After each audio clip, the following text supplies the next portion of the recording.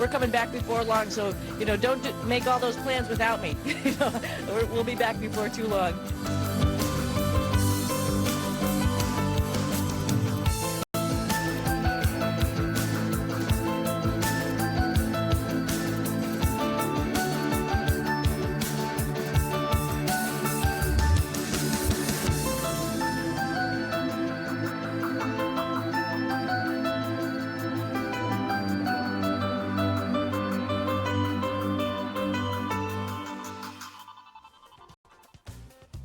Very good morning. You're watching Market Cafe on ET Now with me, Kanishka Sarkar.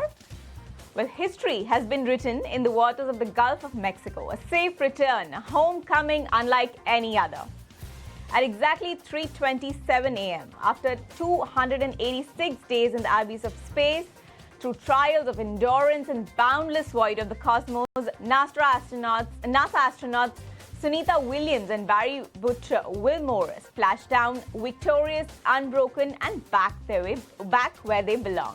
A celestial journey culminating in the embrace of Earth's waters, the Crew Dragon Freedom bobbing gently like a victorious warrior returning from the battle. The parachutes, those grand white wings that carried them through the final moments, have done their duty. The capsule, a battle-won from the inferno of re-entry, sat proud on the waves. And inside, two souls who defied time, who were stared into this endless night of space and are now breathing Earth's air in nearly a year.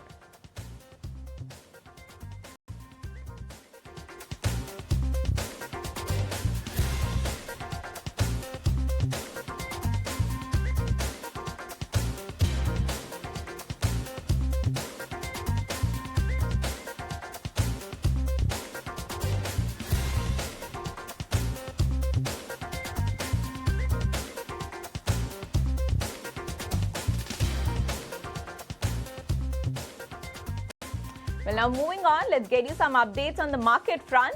Overnight in the US, stocks were back in the red after two straight winning sessions.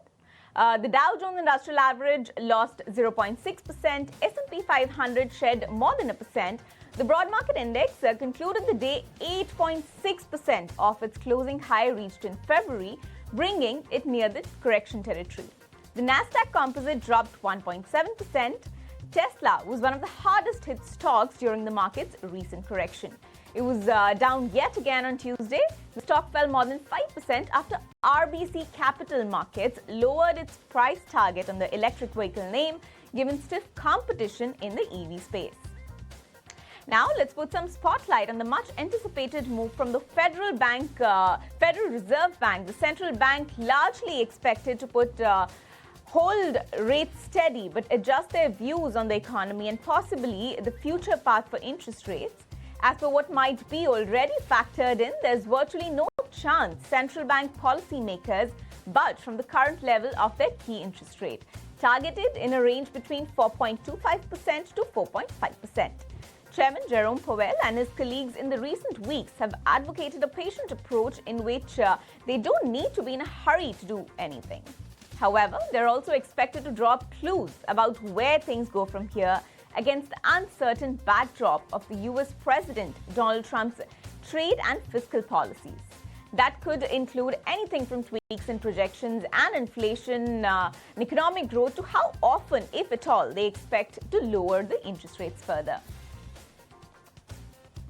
Well, moving on a telephonic conversation, US President Donald Trump and his Russian counterpart Vladimir Putin agreed on the necessity of an immediate ceasefire in the Ukraine war.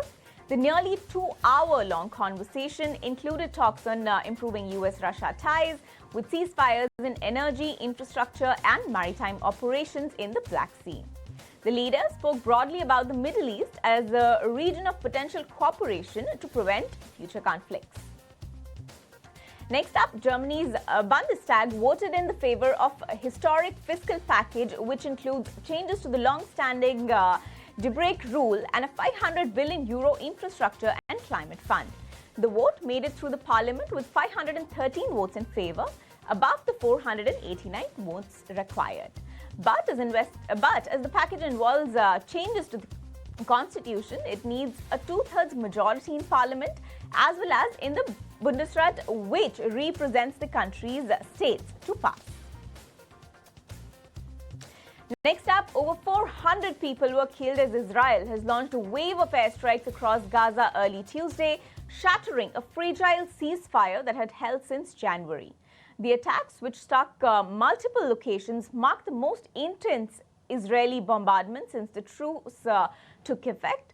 Israeli Prime Minister Benjamin Netanyahu warned that the latest waves of strikes is just the beginning. As the strikes unfolded, a White House spokesperson confirmed that Israel had consulted with Trump administration before carrying out the attacks. Now let's go across and listen in to what else the Israeli PM had to say. Hamas is responsible for this war. It invaded our towns, murdered our people, raped our women, and kidnapped our loved ones. Hamas refused offer after offer to release our hostages.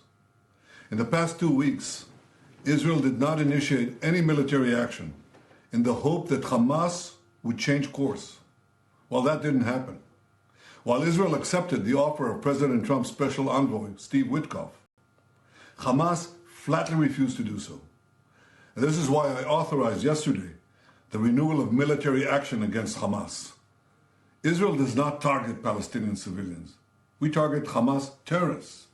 And when these terrorists embed themselves in civilian areas, when they use civilians as human shields, they're the ones who are responsible for all unintended casualties. Palestinian civilians should avoid any contact with Hamas terrorists. And I call on the people of Gaza, get out of harm's way, move to safer areas. Because every civilian casualty is a tragedy. And every civilian casualty is the fault of Hamas. I thank President Trump for his unwavering support for Israel. Our alliance with the United States has never been stronger. Well, that's the update coming in on the war front. Moving on, Netherlands Defense Minister Ruben Brekelmans is in India to address the gathering at the 10th edition of Raisina Dialogue 2025. Talking on the sidelines of the event with the Times Network's Srinjoy Chaudhary, Brekelmans spoke on what Trump's US presidency means for Russia-Ukraine conflict, NATO and the new global order. Listen in. We are both, India and the Netherlands are, for example, strong in the maritime industry, but also when it comes to different types of technologies, for example, drones, semicon, others that can be used for dual use. I think we are also very strong together and we can cooperate further. And second, also our militaries can also work more closely together. We can do exercises together, for example, maritime exercises, sometimes with military equipment, sometimes with our staff involved. And we can also have more people-to-people connections, ranging from students to the highest generals. I think if we share more information, share knowledge, I think we can both benefit from it. And have you looked at specific areas? Because during your discussions and also at lower levels, you spoke about maritime, you spoke about drone, you spoke about high technology. There are areas where the Dutch are very good, like sensors, things like that. Where can both sides work together, especially, let's say, firms? There are firms, Dutch firms, that can do splendidly in India with Indian firms as well. I think from a technological perspective, both our countries are very strong. So what we do need to fight within those sectors is to find synergies. Take, for example, space. The Netherlands is a niche player in this, but we have some very strong knowledge institutes, some very strong entrepreneurs. And we know, of course, that India is also a leading player globally. So I think we can work together if we can combine our strengths and to see where we can add value. I think new synergies can be found. Also, of course, India is much bigger than the Netherlands. So we see that much of the military equipment, whether it's in the maritime sector or drones or different types of ammunition, we need to have it at large scale. So what we could also do is see if we can combine the technology and the knowledge of the Netherlands with also the technology and knowledge, but also the scale and the ability of mass production of India together. Well, that was the Netherlands Defense Minister at Raisina Dialogue in 2025. Moving on, Oil prices eased about 1% on Tuesday as US President Donald Trump and Russian President Vladimir Putin discussed moves to end the 3-year-old war in Ukraine, which could result in a possible easing of sanctions on Russian fuel exports. Well, earlier in the day, prices hit a 2-week high on worries that instability in the Middle East could reduce oil supplies and hopes that economic stimulus plans in China and Germany could boost demand for the fuel in 2 of the world's biggest economies. Brent futures fell 50 cents or about 0.72% to close at $70 a barrel, while US West Texas Intermediate crude fell 68 cents, that is a percent, to settle at $66.9 a barrel. Well, even if the US and Russia work out a ceasefire in Ukraine, many analysts have said that they expect it will take a long while before Russian energy exports increase in a major way. Meanwhile, gold hit another record high above $3,000 per ounce on Tuesday, with investors seeking the metal as a haven from risk as conflict flared in the Middle East and US. Trump has pressed on Trump has pressed on with the tariff plans. Spot gold hit a peak of $3,028 in early trade and was up 1.2% at $3,037 an ounce. Prices climbed above $3,000 for the first time on March 14th. Now, US gold futures gained more than 1% to $3,043. Well, the bullion, which is considered a hedge against geopolitical and economic instability, has gained more than 14% year to date and has struck record highs 14 times this year. Well, that's it on the commodity front for now. It's now time for a short break. Stay tuned to ET Now for more news and updates on the other side.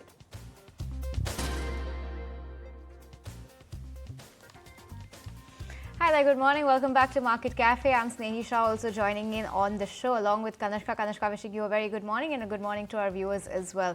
Let's take stock of what the Asia Pacific markets are doing this morning. The trading largely mixed following the declines that we've seen on Wall Street after a sell-off in technology stocks picked up pace. Let's take a look at what's going to be in focus today, because first up you're going to have the Japanese market that is going to be in focus. You have the Bank of Japan rate decision that's going to be coming out today. On the back of that, the Japanese markets will be in focus. Let's pull up Nikkei. Yes, Nikkei 0.6% uptick being seen, a 217-point uptick, looking very solid for the Nikkei right now. It's just crossed that 38,000 mark this morning. So Nikkei also opened up with gains of 0.6%. It's managing to sustain around those levels. So at least Japanese markets are looking good right now, and focus of course is going to be on the Bank of Japan, the monetary policy decision, and the MPC over there, their monetary policy committee, is largely expected to hold interest rates steady at the current 0.5%. So on the back of that, Japan will be in focus. Now let's shift over focus to South Korea. Let's take a look at what Kospi is doing.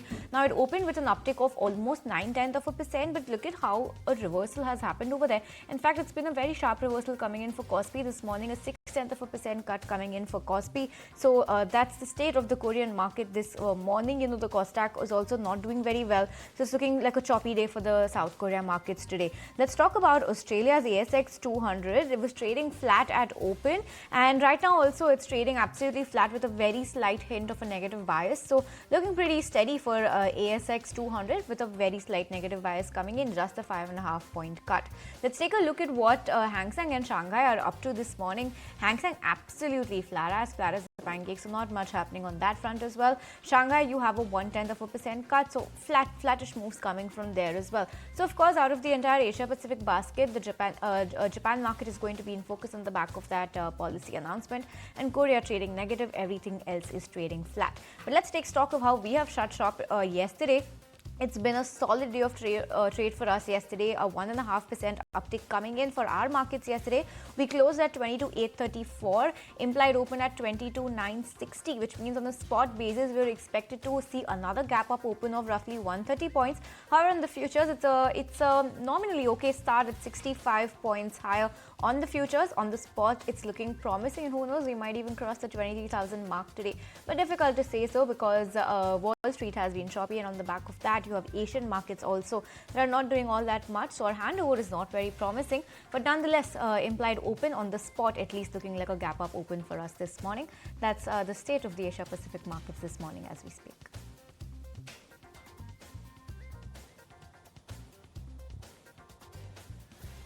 That's correct. Those were the cues for the Asian market and market going ahead.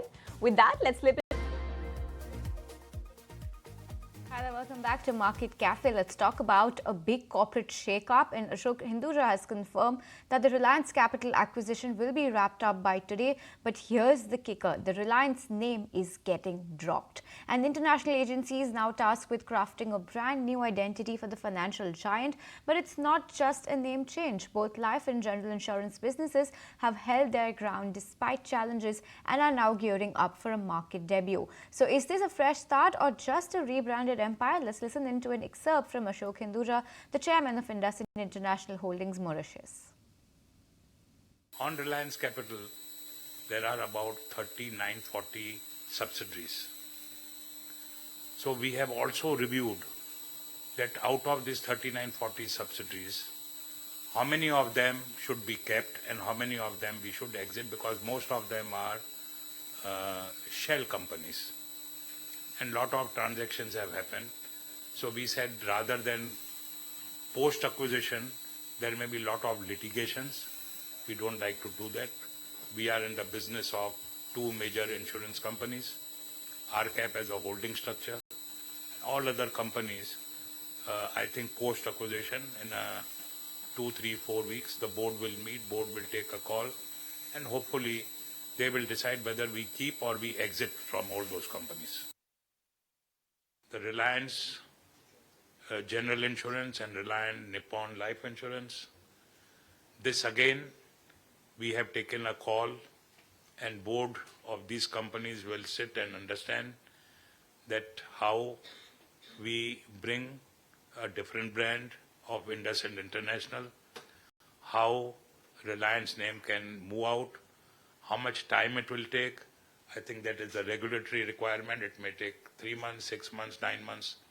That I think we will come to know from them. And one of the international agencies, Laundry, has been appointed for coming up with the branding and coming up with the various ads and other things, so that properly everything will be structured. During a period of 4 to 5 years, when the perception was so bad, monies were not coming, their capital problems, how they have solved, but they have maintained and they have given the growth. So when we looked into, after the acquisition, we said, hats off to them. They have done a great job. And now with a value addition to the promoter injecting more capital as and when they require, that will be provided. The growth pattern will come. The whole idea is, in a phased manner, in period of 2 years, these entities will go for listing. The credibility for any banking or financial institution is the prime most. So once the report comes, it will go to the board will review, they have their various committees, and then they will take a call, who's the person who's responsible in last so many years. Is it 1%, 2%, or it was a error? We don't know. Regulator is there, whatever they thought is right, they have done. Whatever management thought why CFO has gone, they know better. Board will take a call. So all that, I think you should wait and watch, which they have promised by next week. All communication responses have been given. It is now left to the regulator when and how they will give us the.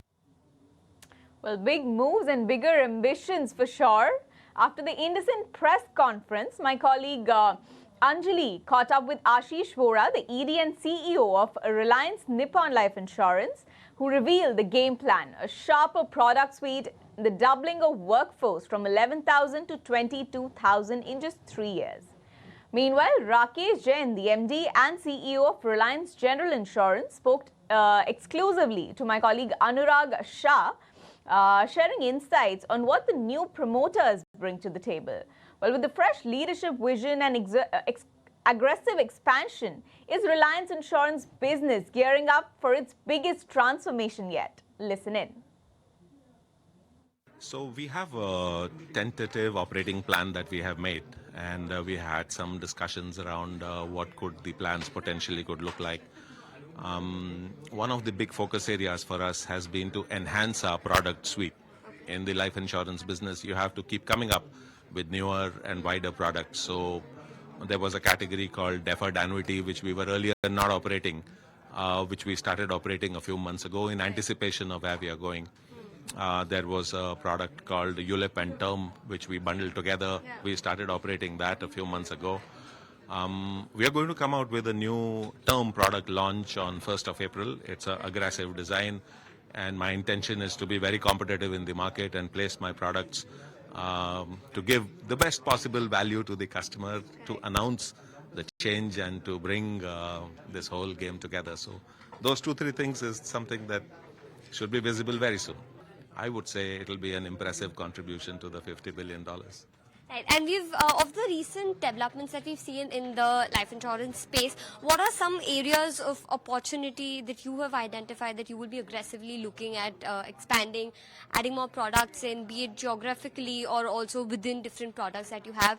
Have recent announcements that have come in the life insurance space sort of steered you toward those things? Well, I spoke about the products that we've made and those that we are likely to be introducing effective April.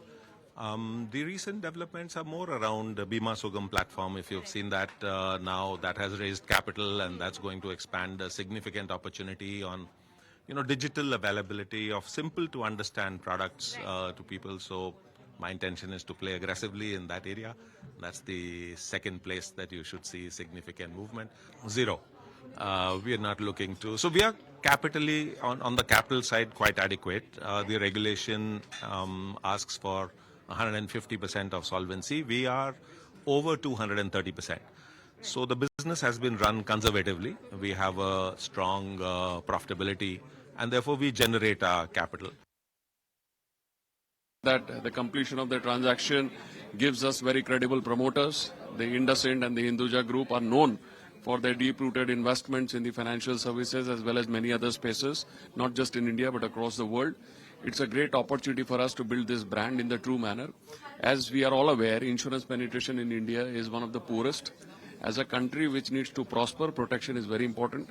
And to an extent, Reliance General Insurance was missing this opportunity in this transition. Now that thing is likely to change. I would say that a lot of the growth is dependent on the way we really, see or visualize the business approach. And what I am very heartened to note is the commitment which is coming from the new promoters in terms of whatever is essential, they are willing to support the company in this endeavor. So I'm sure we will outperform the industry growth very reasonably. And sir, the brand name will also change going ahead. So do you think that will have any sort of impact on your overall business? And you just said that you have an experience of filing DRHP. So how soon we can see that again you will be filing for DRHP and your IPO would be reality? So I would say that the transaction has just got consumed. I think in the next few days, few weeks, we are going to plan on the way we should move forward. The larger goal is we have an ability to do so many things. How do we pace it out? We go to the board, we discuss so many things, and I think we will do one of the better things, from what we have been doing in the past. As far as our ability to do on DRHP and everything, I think it's in public domain, so we have the standards of disclosures and everything, which marries to the requirement. Of course, a few things can always get added with passage of time, but our objective is to really create a nice story, a value-creating story, and eventually something which we really take a lot of value out of the insurance sector at large.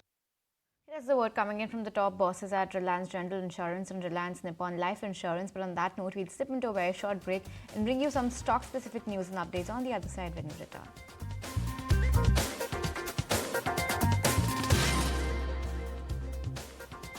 Hi there, welcome back to Market Cafe. Let's keep it going with all the discussion of what today's trading session could pan out to be like. And on that note, my colleague Varun is joining us with a list of all the stocks that could be abuzz on the back of individual news flow in today's trade and the ones to watch out for very closely. Varun, good morning. Take it away.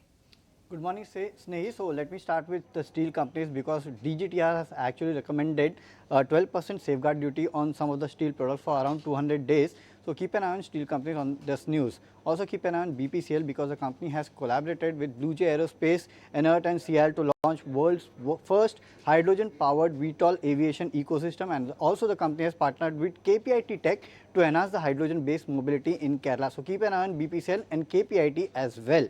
Vodafone Idea, the company has launched 5G services in India, in Mumbai, Zydus Life, the company has received approval from US FDA for one of the tablets, that is apalutamide, and the overall sales in US markets in the last 1 year for this product was around $1,100 million.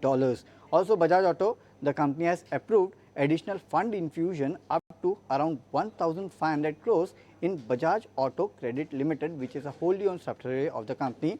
And keep an eye on Muthoot Finance because S&P Global Ratings have actually raised the issuer credit ratings on Muthoot Finance Limited to BB plus B from BB. So keep an eye on Muthoot Finance as well.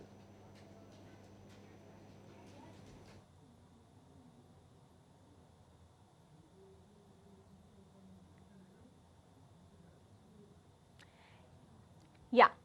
Well, as we see Indian stocks gradually picking up, Nilesh Shah, the MD of Kotak AMC, is in favor of investing in quality over momentum. He's positive on banking and financial as well as IT plays that are inclusive of the AI boom. Let's listen in to his sectoral views. NPA cycle is under control. RBI is improving liquidity, which will push up deposit as well as credit growth. And bearing banks which have exposure to microfinance stroke unsecured personal lending, rest of the banking system seems to be in a better position. So undoubtedly banking and financial services one sector where one could look to add during this correction. The second space where we are bullish is consumer discretionary space. In the budget, about 1 lakh crore tax rebate is given to taxpayers. 8th pay commission should put money in the pockets of government employees towards the beginning of next year. Both these two things will be positive for consumer discretionary. We don't expect this class to spend money on roti kapda makan, the basic necessities. We expect them to spend money on experiences like traveling, like tourism, like QSR, like education, like healthcare, like premium brands. So consumer discretionary space is something which looks interesting apart from banking and financial services. As a house, Nilesh bhai, you've been bullish on cement. As a house, you've been bullish on IT, and consumer you already outlined. Let's stay with IT. IT stocks have corrected 15 to 20%. Some stocks are down about 30%. Why have IT stocks corrected? And after the correction, are they a buy now? So again, in IT stocks, it's all about expectation. There was fear that US might be slowing down. The Google searches on US recession has increased. So we are probably looking at hard landing as well. That is direct impact on IT business. The second challenge is of technology. There are many IT companies which have significant exposure to BPO, and clearly AI chatbot are taking over BPO jobs. Even programming is not far off, and there are worries that AI-related programming could take away many of the programming jobs. Undoubtedly, in IT, there will be two kinds of companies. One, which leverages AI to deliver better, cheaper, faster solution to customers. Now, if you are a large behemoth, to turn around a tanker is likely to be a bit difficult, but to turn around a speedboat might be easy. We have been bullish mid and small IT companies which are leveraging artificial intelligence, which has limited or no exposure to BPO. And we believe these companies should be able to gain market share as they provide better, cheaper, faster solutions to their customers. The companies which are investing in developing AI-related ecosystem, as many of the companies will develop their small learning modules, small language models, SLMs. They will also create an ecosystem which is closed loop. And this opportunity could be as big as IT services industry. So one will have to become bottom up in stock picking in IT services. Right. Look at bottom-up stock picking in IT services. Mr. Shah, I wanted to understand about these narrative stocks, because given the fact that you've seen a lot of correction actually creep in. When I talk about narrative stocks, I'll be talking about the capex-related theme, especially when you talk about the defense names, the power names. You've seen a sizable correction in those set of counters. Do you think that the correction that they've seen now merits a relook at these names? Do you think that they will continue to be a driving force going ahead? So in a lighter vein, I will say, आसमान से पटके खजूर पे लटके. These valuations have undoubtedly corrected, but they are still relatively high. For example, in defense, there is a great opportunity in exports market. But how many companies have technology that they can cater to exports market? How many companies have capacity that they can cater to exports market? How many companies have products which are futuristic in nature? As we have seen, the war scenario is changing. $100 million plane or a tank can be easily destroyed by a missile or a drone. So clearly in defense, companies which are catering to local as well as global market, which is futuristic in terms of their product profile, and which has capacity to deliver to local as well as global market, should do well. Over there, some amount of narrative, some amount of valuation premium is justifiable. But all other defense stocks where valuations are still high, they don't have capacity, they don't have technology to cater to global markets. I think wahan pe asman se patke, khajur pe latke is still applicable. Expert word coming in from Nilesh Shah, but we also have to take into account top global voices because they continue to remain bullish on India. Chris Wood calls India the best structural story, while Jim Walker says policy stability makes it a standout time to double down. We also have word coming in from Florian Nato. He sees India's fiscal path is strong but finds the small and mid-cap space rather pricey. Meanwhile, Vivek Paul bets big on India's artificial intelligence pivot. Let's go across and listen in to a snippet of all our interactions with all of these global experts. Given India's already corrected a lot, it will fall less. But the key market that will outperform if the US market's going down, well, there'll be the two markets which have got a chance of outperforming in the nearest. Well, they have been outperforming year to date, and they can do so more, I would say, are China and India. So China, I've increased my position in China in the last few months. China bottomed last September at about 8 times earnings. And although China is not booming, the Chinese market can double just on Chinese consumers going from pathologically cautious, which is what they were last year, to moderately cautious. The state of policy generally, so monetary policy, fiscal policy, and exchange rate policy. India looks to, I said this in a report that went out yesterday to our clients, that India looks better to me now than at any time in the last 30 years in terms of policy stability. You know, I've said to clients this week that this is the time to absolutely double down on the long on India, go much, much longer. And although worry about the valuations in the Indian stock market, my view is that economic growth is going to take off from here. And those valuations will be very quickly supported by corporate earnings and by economic growth. We do feel that the valuations that we are seeing on mid-cap is still a bit expensive compared to what we are seeing from an earning revision ratio on the market. Of course, you can selectively find some stocks, but in general, we do feel that now on the large cap, most of the resit on the valuation has been happening already. The Chinese rally is a tactical rally for now, in our view, but it can become more sustainable. So the question is on the leadership. And we do feel okay having an overweight on India and an overweight on China today in our portfolio. The overweight on China is not sustainable yet, and earnings there is not good enough yet. Okay. So there is good prospect for Chinese companies to deliver more because the business environment is evolving.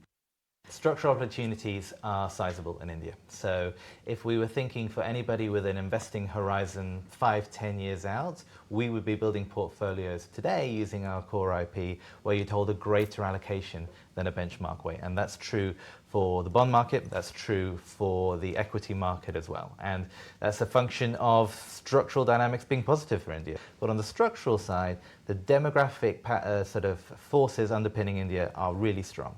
Most of the developed markets, China, are going to experience a shortfall in working age population over the coming 20 years. India's going to experience a big gain in working age population in the coming years. And you think about the geopolitical dynamics that we're in now, a multi-aligned country such as India is likely to benefit from that sort of environment more in the future. Well, that's the word coming in from global experts. They continue to remain bullish on India. Next up, as part of the drastic cuts to Environmental Protection Agency, the Trump administration is planning to lay off scientists and researchers from the US federal government. The government is to fire more than 1,000 scientists and other employees who help provide the scientific foundation for rules safeguarding human health and ecosystems from environmental pollutants. Moving on, New Zealand PM Christopher Luxon will be in Mumbai today as he's on a 5-day visit to India. He's scheduled to have interactions with Indian business leaders and representatives from various walks of life. He'll be accompanied by a high-level delegation from various fields. Okay, let's move on then. And the edtech giant PhysicsWallah has filed for an IPO that could raise as much as $500 million. It has picked Access Capital, Goldman Sachs, JP Morgan and Kotak Mahindra for the IPO. And if the public issue is launched, PhysicsWallah will become the first pure-play edtech company to debut on the Indian stock exchanges. Well, on that note, we'll wrap it up on this edition of Market Cafe. From Kanishka, me and the team that put this show together, thanks so much for watching. But as we bid you goodbye, you stay tuned because the market takes all the action forward.